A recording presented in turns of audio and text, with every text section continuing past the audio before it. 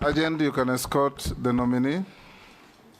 Mr. Speaker, on that issue of declaration of wealth, you know, since our media colleagues are here before the other nominee comes in, I know it's the newspapers that largely reported on it, which is okay because it's part of the vetting process.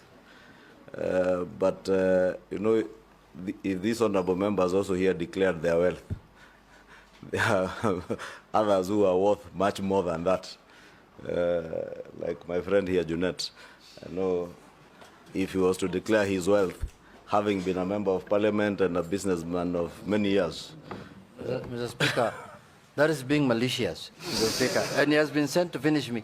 Yeah, I don't know about you. Only concern is that you asked the candidates many incisive questions, and the question of their worth was at the tail end of every interview. And even the candidates gave very clear explanations, like Soipan said, her growth is because of the appreciation of the assets that she had. And I believe it applied to everybody.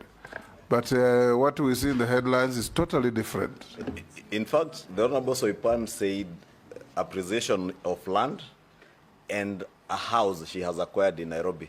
And I think it's important for the public to also know all these cabinet secretaries once appointed into office, just like members of parliament, access mortgage facilities to buy property in Nairobi if you didn't have one. Soipan has also been a member of parliament for 3 terms.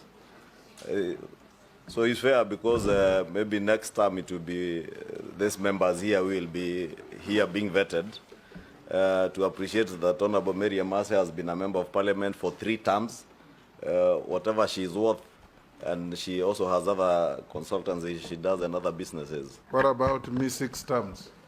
We will only question what you will own if you are to declare here. Mr. Speaker, on the same breath, even Honorable Soipan went ahead and declared even the loans. And if you look at her declaration, she has a loan of 49 million shillings, which is not yet paid and removed from the net worth. So we need to be sensitive on some of these. Speaker, Yes. Chairman. Honorable Speaker, I just said I think it's also important for members of the media to understand that the fact that you own properties or your net worth is high is not a disqualification, or it does not make you unsuitable. And the fact that you declare your wealth is not for use now, but for use in future. If, let's say, your wealth that you declared at the time of entering office, if there is alleged corruption against you, that is used to assess whether you legally acquired the property while in office. So it's not for use now. Similarly, the wealth declaration form, the wealth declaration form and the self-declaration form that is deposited at the Ethics and Anti-Corruption Authority, I know that the EACC have spoken in the media the day before yesterday and said that they clear candidates. EACC has no authority whatsoever in law to clear anyone. They can only investigate you for corruption. So the self-declaration form is for custody by EACC for future investigation should they be necessary. Similarly, the wealth declaration form that public servants leave with their employees is for use only at the time that you're being investigated and they have received a court order asking for the wealth declaration form. So it's important that the media get the facts right.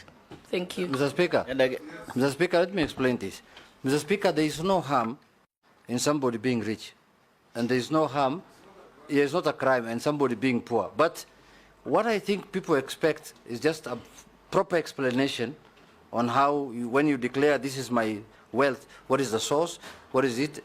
The question that has come up is, let's say you have worked for 30 years and you made a wealth of 400 million.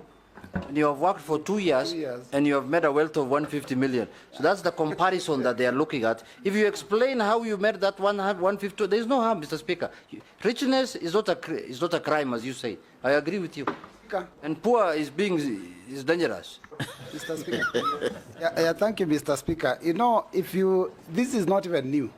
When we did the vetting last time, all headlines talked about the billions and the hundreds of millions that the nominees were worth. So I think it's something that maybe the media feels can sell. And because of freedom of media, we can allow them to report it the way they see it. Curtailing their freedom at all, at all.